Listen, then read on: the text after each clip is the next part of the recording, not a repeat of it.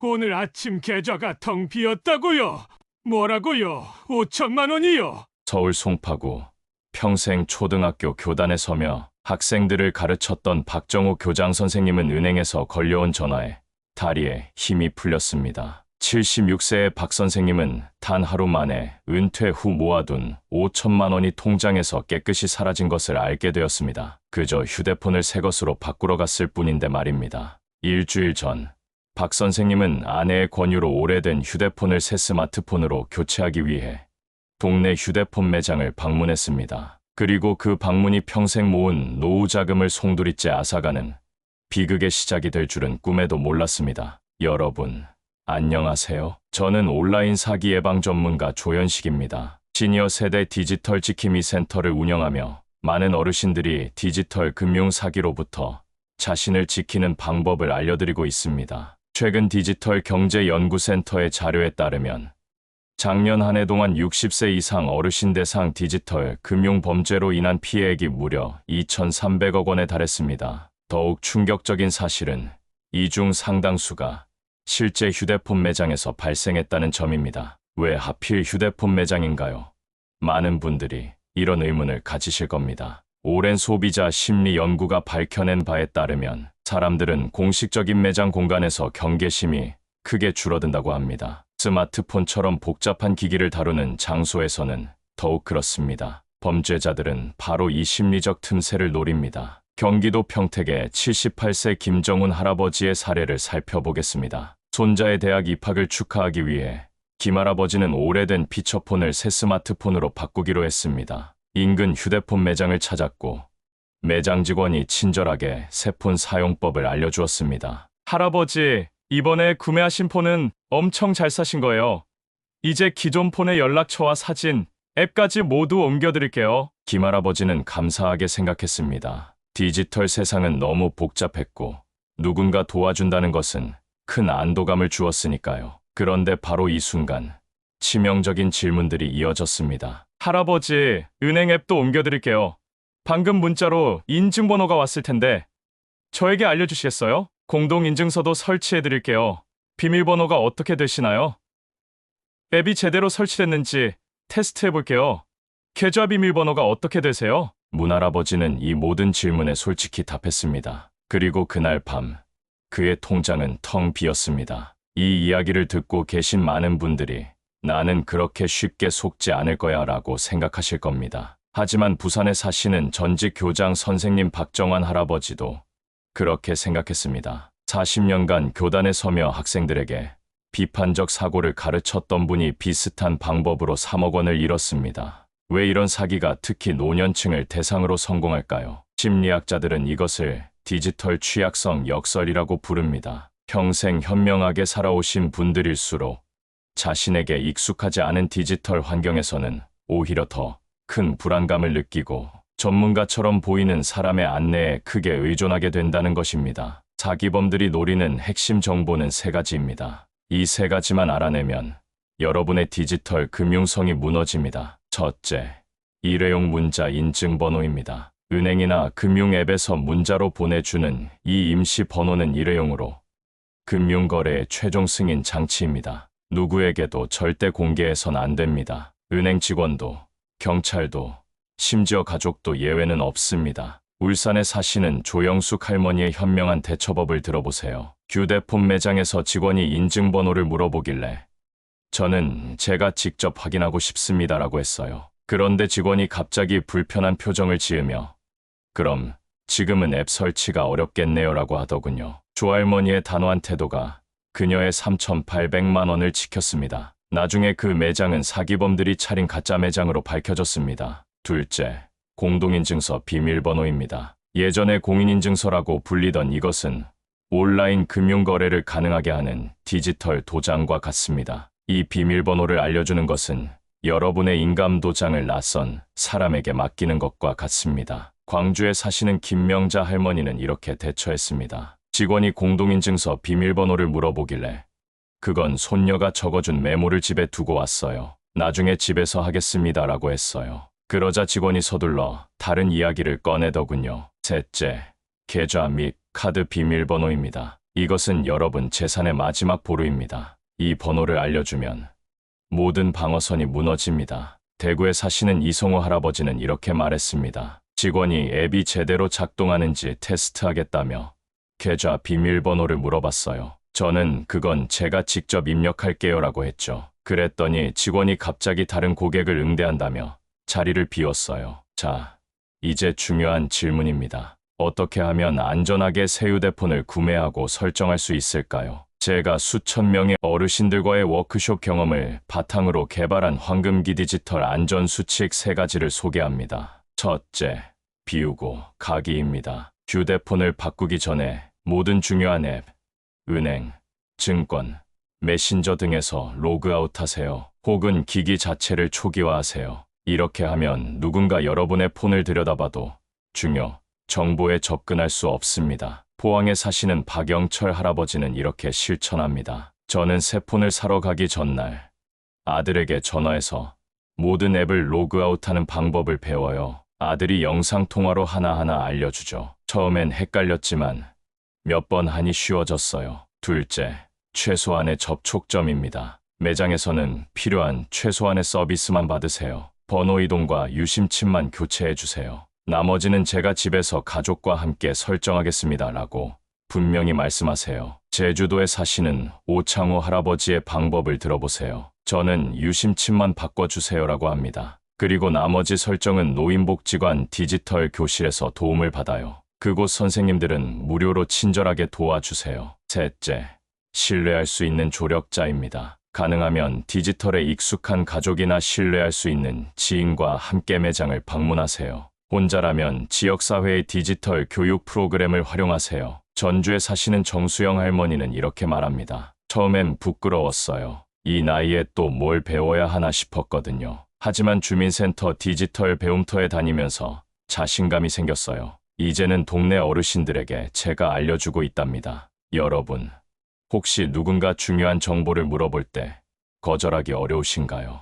여기 몇 가지 효과적인 대응 문구를 알려드립니다. 죄송합니다. 그건 제가 직접 확인해야 합니다. 아들, 딸이 그 정보는 절대 알려주지 말라고 당부했어요. 그 부분은 집에 가서 확인한 후에 설정하겠습니다. 이런 대응은 상대방을 존중하면서도 여러분의 정보를 안전하게 지킬 수 있는 현명한 방법입니다. 제가 지난 10년간 만난 수천 명의 피해자들 중 가장 마음 아픈 말은 이제 자식들 얼굴을 어떻게 봐야 할지 모르겠다는 자책이었습니다. 하지만 여러분은 피해자가 아닙니다. 여러분은 경험 많은 현명한 어르신이고 이제 디지털 위험에 대해서도 알게 되셨습니다. 오늘 말씀드린 3가지 핵심 원칙을 다시 한번 기억해 주세요. 인증번호는 절대 알려주지 마세요. 공동인증서 비밀번호는 철저히 비밀로 하세요. 계좌 비밀번호는 누구에게도 말하지 마세요. 이제 더 구체적으로 사기 피해를 예방하는 방법을 알아보겠습니다. 앞서 말씀드린 3가지 원칙이 중요하지만 그것만으로는 충분하지 않을 수 있습니다. 범죄자들은 계속해서 새로운 수법을 개발하기 때문이죠. 일본 오사카에 사는 한 한국인 연구원이 발표한 자료를 보면 디지털 금융 사기범들이 가장 많이 사용하는 심리 전술로 긴급함을 활용한다고 합니다. 그들은 지금 바로 처리하지 않으면 서비스가 중단됩니다. 또는 오늘 안에 설정하지 않으면 모든 데이터가 삭제됩니다. 라는 식으로 압박감을 조성합니다. 강원도 강릉에 사시는 박영철 할아버지의 사례를 들어보겠습니다. 78세의 박 할아버지는 휴대폰 매장에서 직원이 지금 바로 인증번호를 말씀해 주셔야 계정이 유지됩니다. 라는 말에 당황하여 번호를 알려주셨고 4,200만 원을 잃었습니다. 시간이 급하다고 해서 마음이 조급해졌어요. 나중에 생각해보니 이상했지만 그 순간에는 머리가 하얘졌어요. 기억하세요. 진짜 급한 일이라면 집에 가서 가족과 상의한 후 천천히 결정해도 늦지 않습니다. 오늘까지만 특별 혜택입니다. 라는 말에 속아 서두르지 마세요. 두 번째로 주의해야 할 점은 가짜 매장입니다. 최근에는 실제 통신사 매장처럼 꾸며놓은 가짜 매장이 늘고 있습니다. 이런 곳은 실제 매장과 매우 비슷하게 만들어져 있어 구별하기 어렵습니다. 경기도 안양에 사시는 김영자 할머니는 이렇게 말했습니다. 간판도 똑같고 직원들 유니폼도 진짜 같았어요. 나중에 알고 보니 가짜 매장이었던 거예요. 친구가 추천한 곳이라고 믿었는데 그 친구도 속은 거였죠. 가짜 매장을 피하는 가장 좋은 방법은 공식 홈페이지나 고객센터를 통해 매장 위치를 확인하는 것입니다. 또는 대형 쇼핑몰이나 백화점 내에 있는 공식 매장을 이용하는 것이 안전합니다. 충청남도 천안에 사시는 이민수 할아버지는 이렇게 실천하고 있습니다. 저는 항상 백화점 안에 있는 공식 매장만 찾아가요. 조금 더 비싸도 안전한 게 중요하니까요. 그리고 가기 전에 항상 공식 고객센터에 전화해서 매장 위치를 확인합니다. 세 번째로 조심해야 할 것은 개인정보 과다 요구입니다. 휴대폰을 구매하거나 바꿀 때 필요한 개인정보는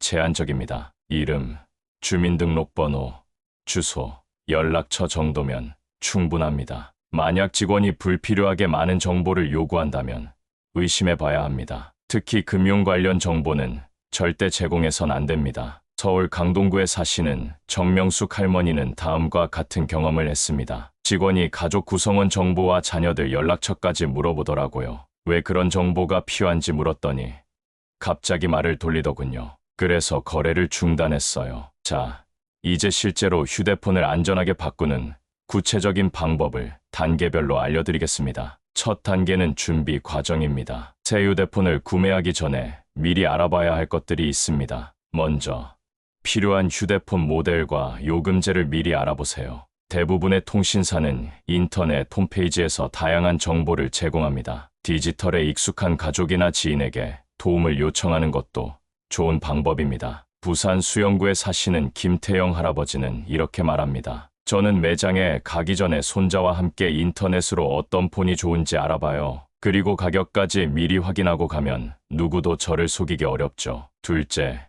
신분증과 필요한 서류만 챙겨가세요. 통장이나 카드는 집에 두고 가는 것이 안전합니다. 계좌 비밀번호나 공동인증서 비밀번호를 적어둔 메모도 절대 지참하지 마세요. 대전 서구에 사시는 이영호 할아버지는 이렇게 조언합니다. 저는 필요한 신분증만 가져가요. 통장, 카드, 비밀번호 메모 같은 건 집에 두고 가면 설령 누가 물어봐도 집에 두고 왔다고 말할 수 있으니까요. 셋째, 가능하면 신뢰할 수 있는 지인과 함께 가세요. 혼자 가시는 것보다 누군가와 함께 가면 사기꾼들이 접근하기 어렵습니다. 전라북도 군산에 사시는 박민자 할머니는 이런 경험을 나누었습니다. 처음에는 혼자 갔다가 직원이 이것저것 물어보길래 불안했어요. 그래서 다음에는 복지관 선생님과 함께 갔더니 아무도 이상한 질문을 하지 않더라고요. 이제 실제 매장에서의 안전 수칙을 말씀드리겠습니다. 첫째, 반드시 공식 매장인지 확인하세요. 간판만 보고 판단하지 말고 매장 내부에 공식 인증서나 사업자 등록증이 잘 보이는 곳에 있는지 확인하세요. 경기도 용인에 사시는 조영수 할아버지는 이렇게 조언합니다. 저는 항상 매장에 들어가면 벽에 걸린 사업자 등록증을 확인해요. 그리고 직원 이름표도 꼭 확인하죠. 가짜 매장은 이런 것들이 없거나 잘 보이지 않게 해놓는 경우가 많아요. 둘째, 금융 관련 앱 설치나 설정은 매장에서 하지 마세요. 유심칩 교체와 기본적인 통화, 문자 기능만 확인하고 나머지는 집이나 안전한 곳에서 하세요. 울산 중구에 사시는 한명자 할머니는 이렇게 말합니다. 저는 매장에서는 전화 걸고 받는 것만 확인해요. 카카오톡이나 은행 앱 같은 건 집에 가서 아들과 함께 설치하죠. 셋째, 의심스러운 질문에는 단호하게 나중에 알아보겠습니다 라고 대답하세요. 처음 보는 사람에게 중요한 정보를 알려줄 필요는 없습니다. 제주도에 사시는 강영호 할아버지는 자신만의 대처법을 알려주셨습니다. 저는 뭔가 의심스러운 질문을 받으면 제가 잘 모릅니다. 집에 가서 아들에게 물어봐야겠네요 라고 말해요. 그럼 대부분 더 이상 질문하지 않더군요. 마지막으로 휴대폰을 바꾼 후 주의해야 할 점을 알려드리겠습니다. 새 휴대폰을 받으면 반드시 비밀번호를 설정하세요. 요즘 스마트폰은 지문이나 얼굴 인식 기능도 있으니 이를 활용하면 더욱 안전합니다. 그리고 은행 앱이나 중요한 앱은 가능하면 직접 설치하지 마시고 주민센터나 복지관의 디지털 교육 프로그램을 통해 도움을 받으세요. 특히 공동인증서를 새로 설치하거나 옮길 때는 더욱 주의가 필요합니다. 절대 혼자 하지 마시고 전문가의 도움을 받으세요. 여러분, 이러한 주의사항들이 번거롭게 느껴질 수도 있습니다. 하지만 평생 모은 소중한 재산을 지키기 위한 작은 노력이라고 생각해 주세요. 디지털 세상은 편리하지만 그만큼 위험도 있다는 것을 항상 기억하셔야 합니다.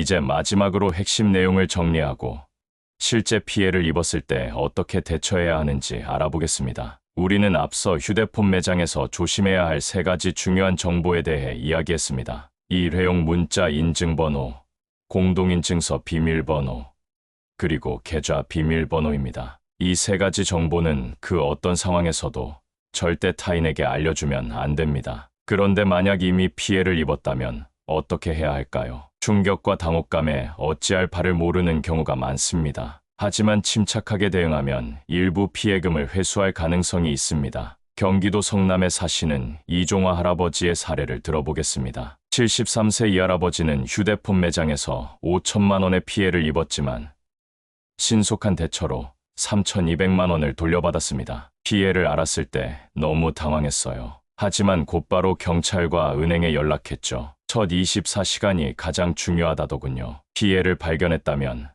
다음 단계를 따라 즉시 행동하세요. 첫째, 해당 은행 고객센터에 전화하여 계좌 동결을 요청하세요. 대부분의 은행은 24시간 고객센터를 운영하고 있으니 밤이라도 즉시 연락하는 것이 중요합니다. 대구 수성구에 사시는 김영순 할머니는 이렇게 말했습니다. 밤 10시에 통장 잔고가 영원이 된 걸 발견했어요. 바로 은행 고객센터에 전화했더니 즉시 계좌를 동결시켜 주더군요. 덕분에 일부 금액은 출금 전에 막을 수 있었어요. 둘째, 경찰에 신고하세요. 가까운 경찰서를 방문하거나 112번으로 전화하면 됩니다. 사이버 범죄의 경우 경찰청 사이버 수사대로 연결해 줄 것입니다. 부산 금정구에 사시는 박명수 할아버지는 이런 경험을 했습니다. 처음엔 부끄럽고 창피해서 신고를 망설였어요. 하지만 경찰에 신고했더니 요즘 이런 피해가 많다며 오히려 위로해 주시더군요. 결국 범인을 검거해서 피해 금액의 일부를 돌려받았습니다. 셋째,